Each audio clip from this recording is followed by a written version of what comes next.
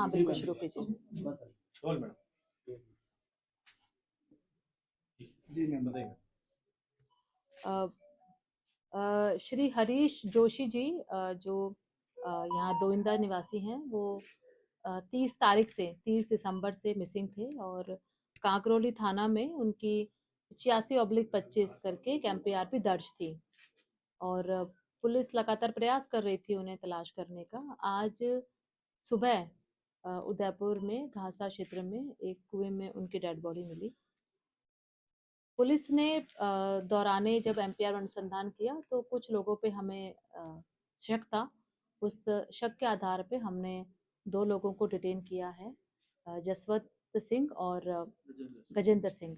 ये दोनों ही उदयपुर जिले के निवासी हैं और इनसे आज हमने जब काफ़ी अच्छे से पूछताछ करी तो उसमें उन्होंने कन्फेस किया है, उन्होंने स्वीकार किया है कि श्री हरीश जोशी जी का उन्होंने मर्डर किया है। वजह क्या रही मैम मर्डर करने की? देखिए अभी पूछताछ चल रही है तो कुछ बहुत क्लियर रूप से हम नहीं कह सकते। इनकी पुरानी जान पहचान है और ऐसा प्रारंभिक अनुसंधान में लगा है कि कोई पुराना इनका लेन देन का विवाद रहा है। कहाँ ले जाके मारपीट की थी, मतलब कहाँ ले जाके मारा था? ये यहाँ से नाथद्वारा होते हुए ये फिर उदयपुर गए हैं, तो नाथद्वारा इलाके में इन्होंने घटना घटित करना बताया और उसके बाद डेड बॉडी को मतलब मैडम कुछ वैसा करेंगे, बॉडी किस तरह से लेके गए, कार में लेके गए या?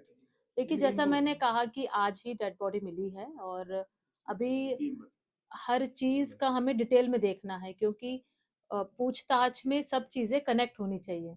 तो अभी हम सारे एविडेंस को कनेक्ट कर रहे हैं।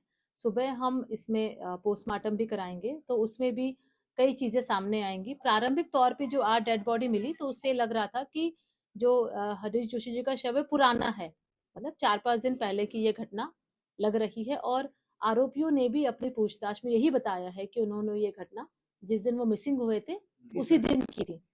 हाँ लेकिन अभी हम जैसा मैंने कहा कि सारे जो भी एविडेंस है PM कल सुबह होगा। इसका उदयपुर में डेड बॉडी है तो सुबह PM की कार्रवाई की जाएगी। आरोपी भी उदयपुर जिले के रहने वाले हैं। लेट कैसे हो गए? 30 तारीख को गुमशुदगी दर्ज कराई थी परिजनों ने, अब तक मतलब कल ही पता लगा है ये मर्डर हुआ है, आज इनको गिरफ्तार, इतना लेट डिले कैसे हो गए, क्या लापरवाही? देखिए जो पुलिस के पास अनुसंधान करने के लिए कुछ संसाधन होते, मुखबिरी होती है, तकनीकी तरीके भी होते हैं, तो हम दोनों पे कार्य कर रहे थे।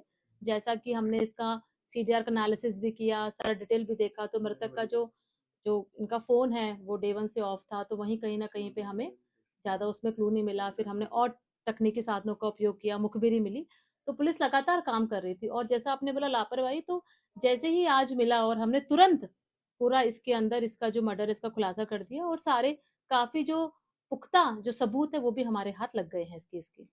इनको मारा कैसे मैडम?